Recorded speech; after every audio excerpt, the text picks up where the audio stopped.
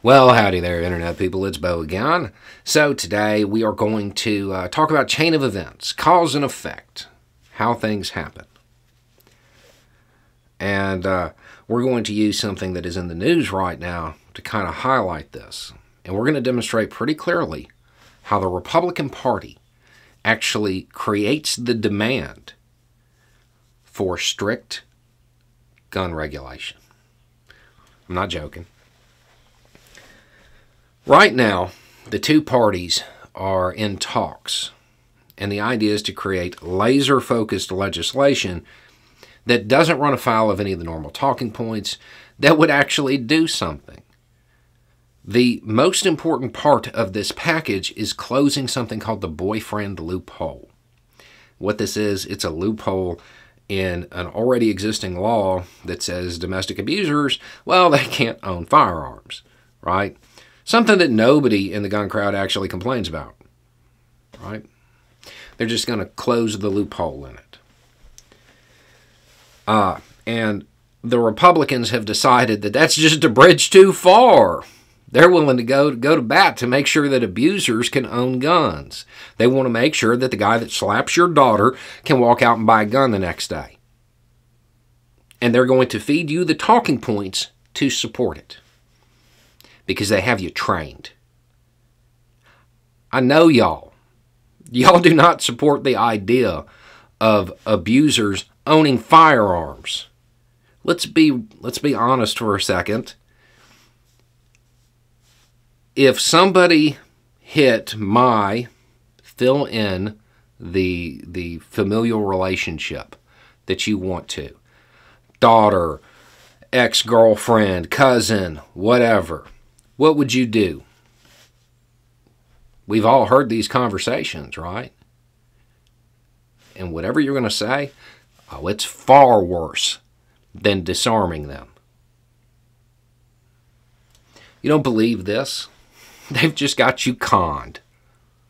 They've got you to the point where you will say whatever they tell you to. You, as an individual, do not believe that these folks should own guns.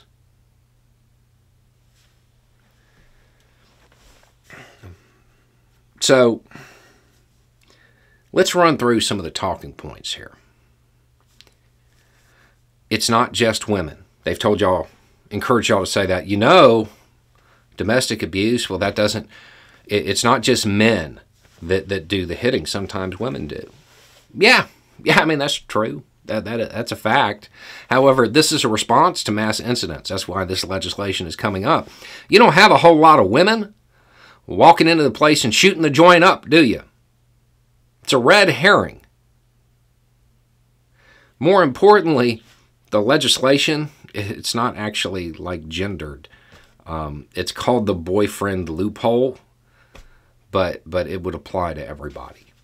And they know that. They're just lying to you because they think you're dumb. Because they have you conned. Because they have you so far down this road, you will oppose things that you actually support just to please them, your betters. What about false accusations? Sure, I mean, that's a real thing. Those happen with any crime. The complaint here is something that should be leveled against the entire justice system, right? The legal system.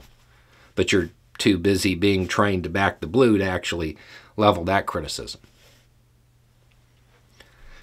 And that 17% number that you're throwing around, just to be clear, that wasn't that they looked at a whole bunch of cases and found out that 17% of them were false accusations.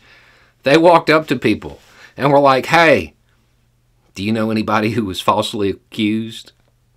That's where that number comes from. Not exactly a benchmark of scientific research.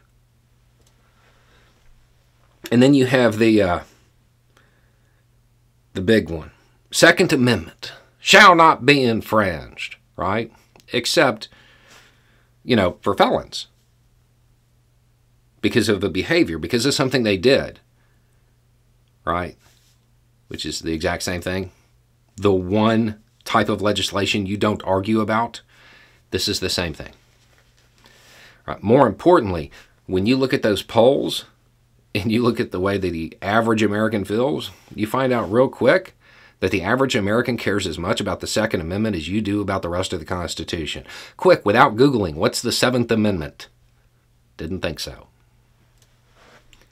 Here's the thing. If this doesn't go through, if this incredibly focused piece of legislation does not go through, what's the only alternative? To make it wider. Any act of violence. That way it removes the Republican talking point of, we want to make sure abusers have guns. I don't even understand it.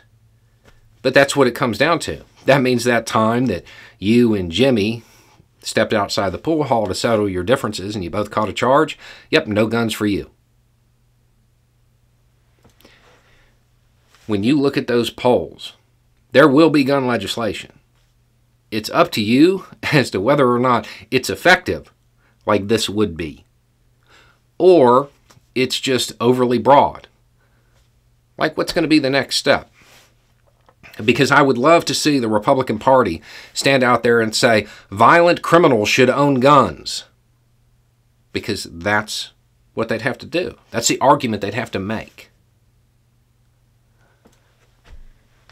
They have y'all conned. You are once again supporting things in opposition of your own interests, in opposition of your stated beliefs. Think about it for real for a moment. In the culture of the gun crowd, somebody hits your daughter, your sister, your mother. What do you say you're going to do?